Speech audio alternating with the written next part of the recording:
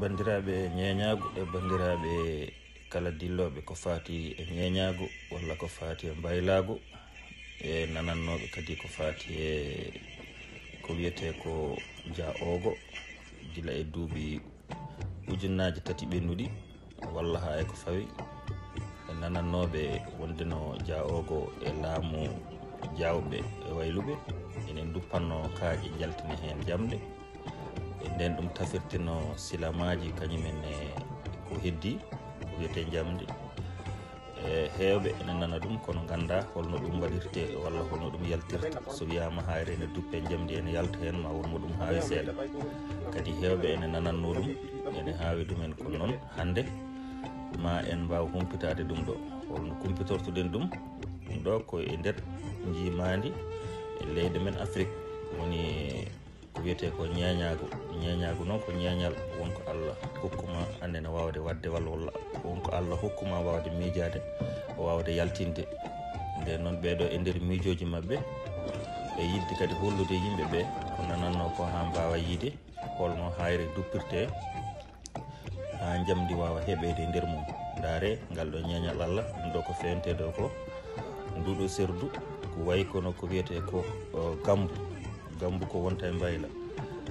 ɗo ɗo ɓe pewnata ɗo nde ɗo fallantere ko hen ɓe cengata bifɗi ɗi cengete koye loode ɗe neni tiwoji ɗi ko ɗon jaltirta naata e nder gambu he e jiiɗeɗo loode mahaɗe mataw ko hen e bifɗi ɗi bifata jeyge ha kaaje ɗe mbawa tayde mbawa yaltinde ko wiyete ko jamdi woni gambu o ɗo so tawi waga banggue kaaje ɗe tayi ko toon mbawata yaltirde toon mbawata yupporade woni ko wiyete ko kellude walla kellude jamdi ma so tawi jeehayi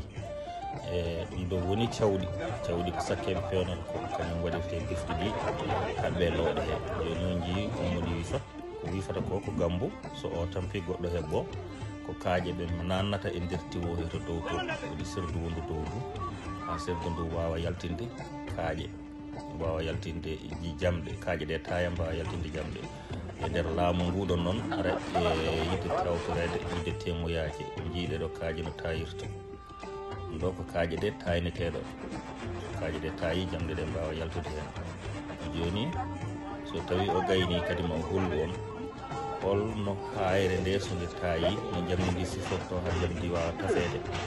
wawa yaltinde dialo walla wawa yaltinde jambere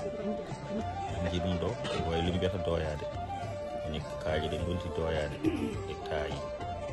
ka jengon ɗo joni noon jamdi ndini ni ɓe ƴetta ɗum ɓe tafa ɗum kañum jaltata ɗo ɓe nanga ɗum ɓe tafa ɗum ɓe jaltina hen dialo ɓe jaltina hen jambere ji ɗin ɗo ko bifɗi kamɓe ko wayluɓe tafoɓe eyi koɓe tafata ɗo ko dialo soɓe jaltini ɗum so tawi a wiyama ndi ɗo jamdi yalti koye hayre ma ɗum wonande kawase de ma ɗum wonande kawase wonde mo anda o holno jamdi hayirta hayre hayirta wawa yaltinde jarudi ɗo ko enen mbiya ɗum tongu ko remirte gese ko joni woni koye lesde tongu o gayni dialo ngo ɗum ɗo woni dialo ngo hayre duppane nde yaltini jamdi ndi jamdi tafa waɗa dialo ngo nini kañum remirte gese nini jiide ko ɗum ɗo woni ñeñal men enen africain wonko dañƴen wonko joguiɗen kono wonko jawɗen ɗum noon tinnoɗen e finatawa men tinnoɗen e cosaan men mbawen andude holko woni pinal holko woni finatawa holko woni cosaan nden noon ko kañum woni économie ko bandiraɓe ɗum ɗo woni ko jiɗɗen ande